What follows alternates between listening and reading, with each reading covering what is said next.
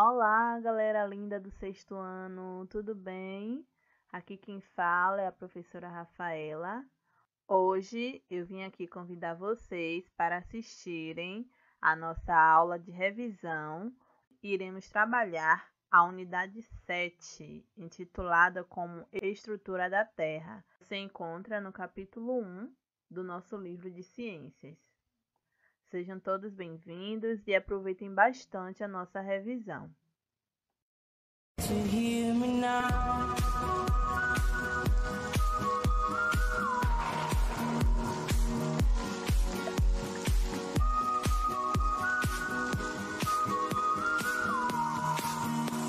If you get to hear me now.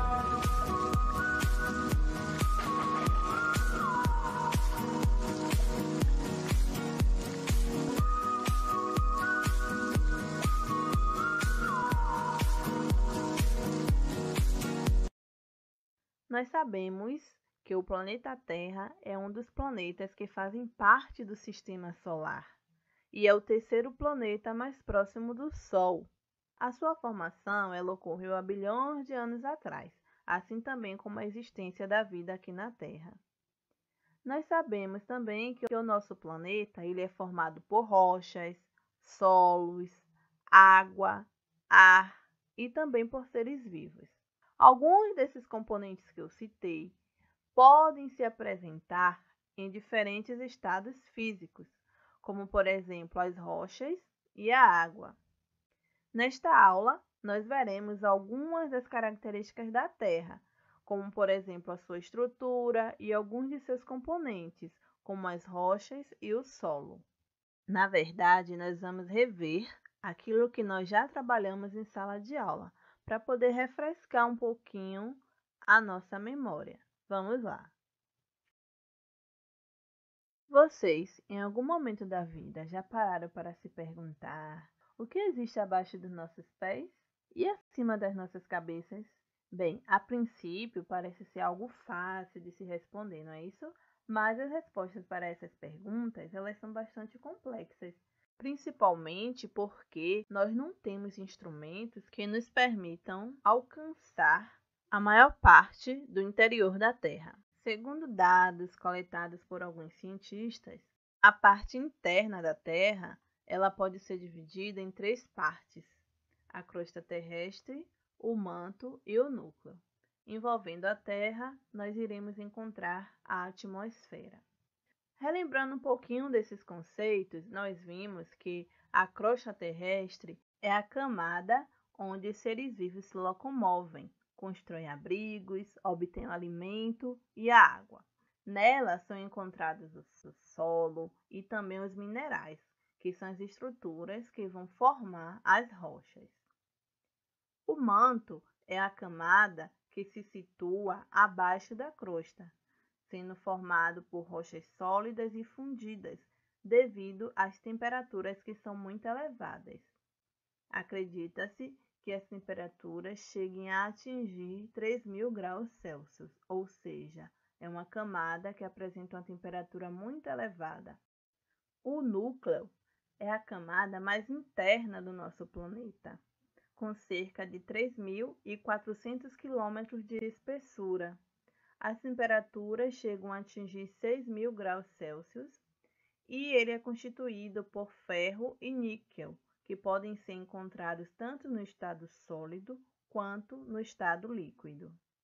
E a outra camada é a atmosfera, que sabemos que é a camada de ar que está envolvendo a Terra, onde nós encontraremos diversos gases. Nós sabemos que a atmosfera é uma camada formada por diversos gases. Esses gases eles estão presentes aqui na Terra em condições ideais para que possa existir a vida aqui na Terra. Quando falo vida, são as diferentes formas de vida, desde um ser minúsculo até os seres humanos, que são os seres mais complexos. A atmosfera ela vai agir como um filtro, porque ela vai proteger a Terra, impedindo que grande parte da radiação solar possa penetrar aqui no nosso planeta. Dentre os diversos gases presentes na atmosfera, nós temos o oxigênio, que é o gás fundamental à respiração dos seres vivos. A atmosfera ela é dividida em subcamadas, ou seja, nós temos uma camada, que é a atmosfera, que vai ser dividida em subcamadas. Algo importante de a gente relembrar é que a atmosfera, as características variam de acordo com a altitude. Relembrando a altitude, nada mais é do que a altura em relação ao nível do mar. Nesta imagem, vocês podem observar estas camadas da atmosfera, onde nós temos a exosfera, termosfera, mesosfera, estratosfera e a troposfera. Cada uma delas apresentam uma característica distinta. Isso vai variar de acordo com a altitude, como eu acabei de falar. Falando um pouquinho de cada uma dessas camadas, de baixo para cima, nós temos a troposfera, que é a camada mais próxima de nós. É a camada que vai da superfície até mais ou menos 14 km de altura. É a camada onde nós, seres vivos, habitamos. É onde também os aviões voam e onde vai ocorrer a maioria dos fenômenos meteorológicos, como, por exemplo, as nuvens, os raios, os trovões, as chuvas. Seguindo dela, nós temos a estratosfera, que é uma camada onde a temperatura ela vai aumentar conforme a altitude aumenta. Aqui nós vamos encontrar a camada de ozônio. Lembram da camada de ozônio? Vamos relembrar um pouquinho da importância da camada de ozônio. Essa camada ela vai estar bloqueando, impedindo que os raios solares atinjam a Terra com grande intensidade. Então, a camada de ozônio ela protege o nosso planeta das radiações ultravioletas que são prejudiciais aos seres vivos. Estima-se que ela concentra cerca de 90% das moléculas do gás ozônio. É uma camada que vai formar um escudo protetor contra esses raios ultravioletas, que infelizmente, devido a ações humanas, como nós vimos também, esta veio se degradando cada vez mais, formando assim um buraco na camada de ozônio, que nós retomaremos este assunto em uma nova aula de revisão. A mesosfera, próxima camada, também é conhecida como camada do meio. Pouco se sabe ainda sobre essa camada, pois é uma região pouco estudada. Mas lembram das estrelas cadentes? Então, nesta camada são formadas as estrelas cadentes, que é um fenômeno que vai ocorrer quando pequenos corpos celestes entram na atmosfera da Terra.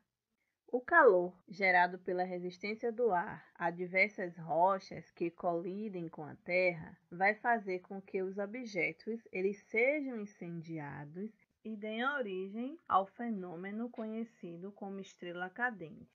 Esses fenômenos também são chamados de meteoros. A próxima camada é a termosfera. A termosfera é uma das camadas mais externas da nossa atmosfera terrestre. Nela, o ar ele é escasso e por isso passa a absorver facilmente a radiação solar. Sendo assim, é uma camada altamente sensível à radiação solar. Outro fato interessante dessa camada é que ela reflete as ondas emitidas por empresas de rádio, televisão, telefonia móvel, entre outros, e com isso vai garantir a propagação desses sinais pela superfície na Terra. E por fim, chegamos à última camada, a exosfera, que é a camada mais externa da atmosfera. Nessa camada, as temperaturas são elevadíssimas e os poucos gases presentes nela estão dispersos no espaço. Não podemos falar da Terra, da crosta terrestre, de sua constituição, sem falar nas rochas. Nós vimos que a rocha ela é um agregado sólido que ocorre naturalmente e é constituído de um ou mais minerais. Vimos também que as rochas elas podem ser agrupadas em 3 diferentes grupos, de acordo com o seu processo de formação. Assim, nós teremos as rochas magmáticas, também chamadas de ígneas, as rochas metamórficas e as rochas sedimentares. Falando um pouquinho das rochas magmáticas, nós vimos que essas rochas elas são formadas pelo resfriamento lento do magma. Lembram do que é magma? Vamos relembrar.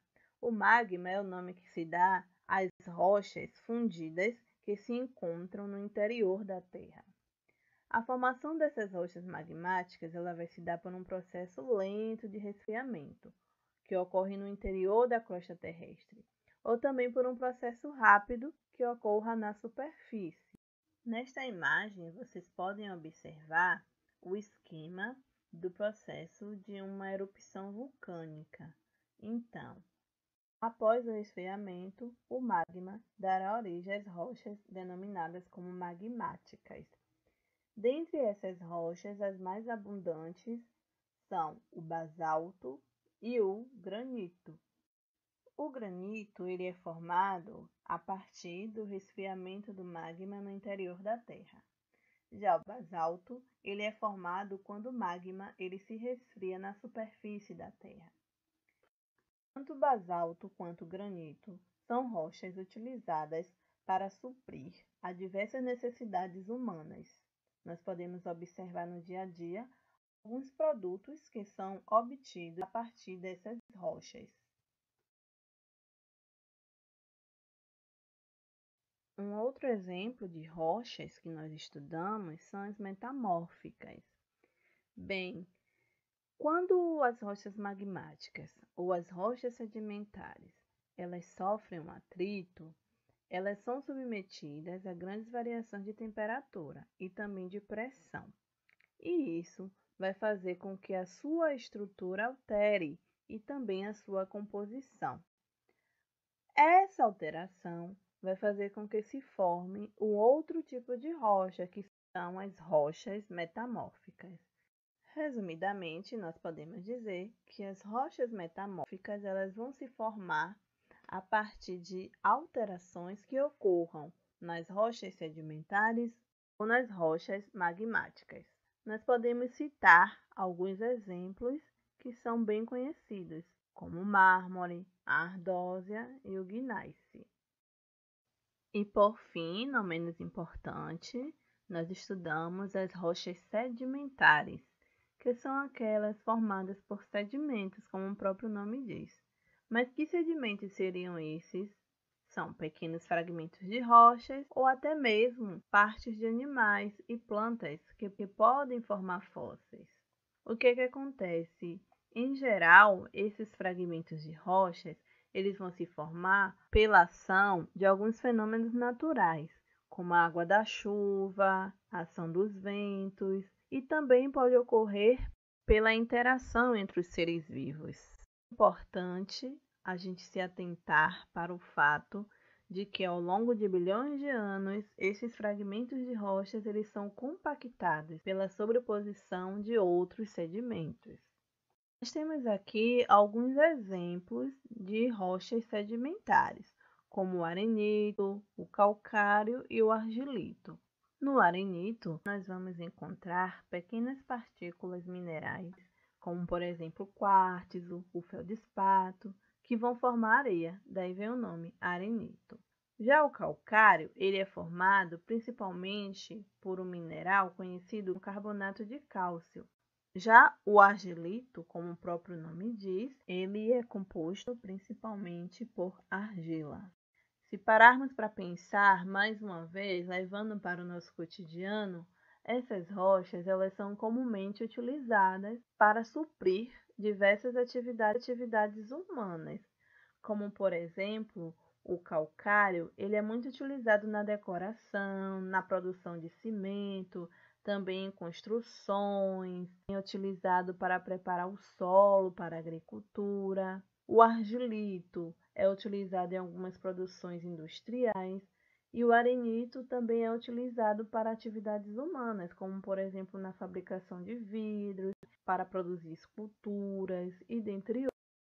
Falando em rochas sedimentares, sedimentos, nós não podemos deixar de falar dos fósseis.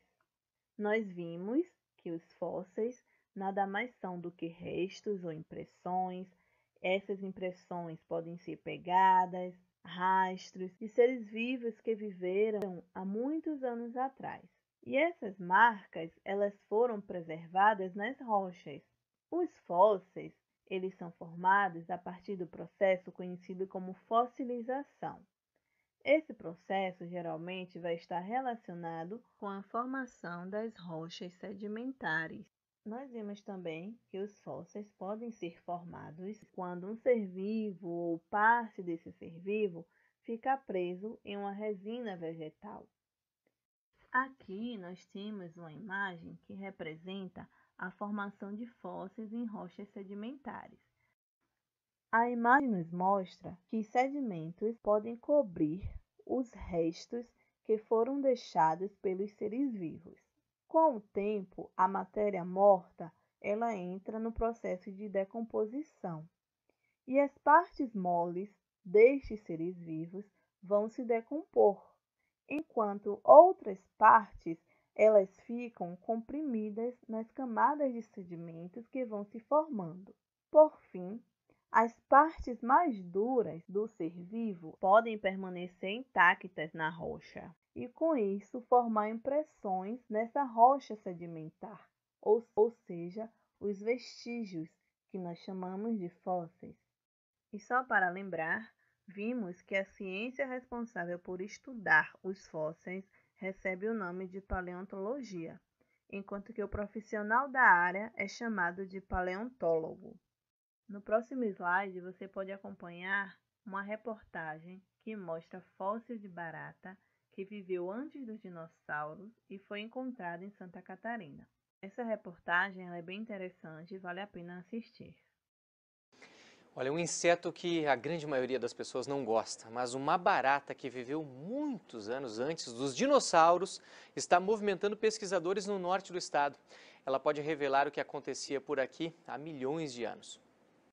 Elas surgiram há milhões de anos e o mais impressionante é que pouca coisa mudou nas características desse inseto, a barata.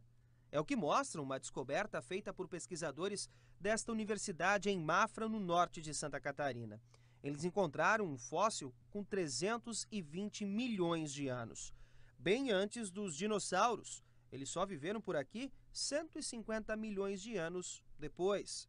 A prova está nesta pedra que mais parece um monte de rabiscos, mas é um fóssil de uma barata. O trabalho dos pesquisadores é minucioso. Eles precisam analisar com todo cuidado cada espaço do solo, cada fragmento de rocha, e os primeiros fósseis da barata foram encontrados aqui mesmo, nesse local, há 20 anos. Realmente, foi uma surpresa você encontrar insetos no meio de sedimentos misturado com restos de tubarões, conodontes, pedaços de peixe, esponjas marinhas e assim por diante. Foi no laboratório que o pesquisador João Rissetti e outros professores de 3 universidades, incluindo uma da Rússia, descobriram também os detalhes anatômicos das asas, do corpo e das patas dessas baratas.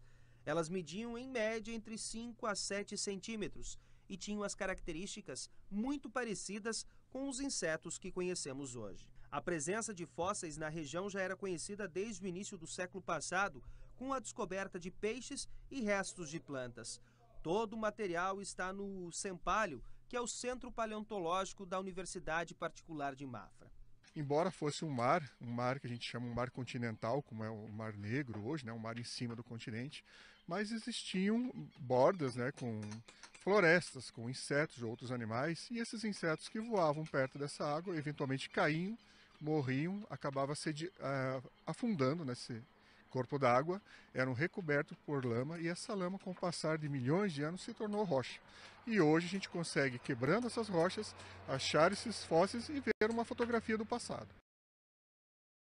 Então, galerinha, só para recapitular aqui o que nós vimos hoje, nós revisamos sobre o planeta Terra, sobre a estrutura do planeta Terra, onde nós vimos de que esse planeta é formado, quais são as camadas do planeta Terra. Vimos também um pouquinho sobre rochas, o seu processo de formação, bem como os tipos de rochas, e estudamos também um pouquinho sobre os fósseis. Espero que vocês tenham entendido, mas se ainda assim, com a nossa revisão, algo não ficou claro, você não entendeu, não se desespere, porque mesmo longe, eu estou à disposição de vocês, ok? Um grande beijo, fiquem com Deus e até a próxima. Fade away. If you get to hear me now.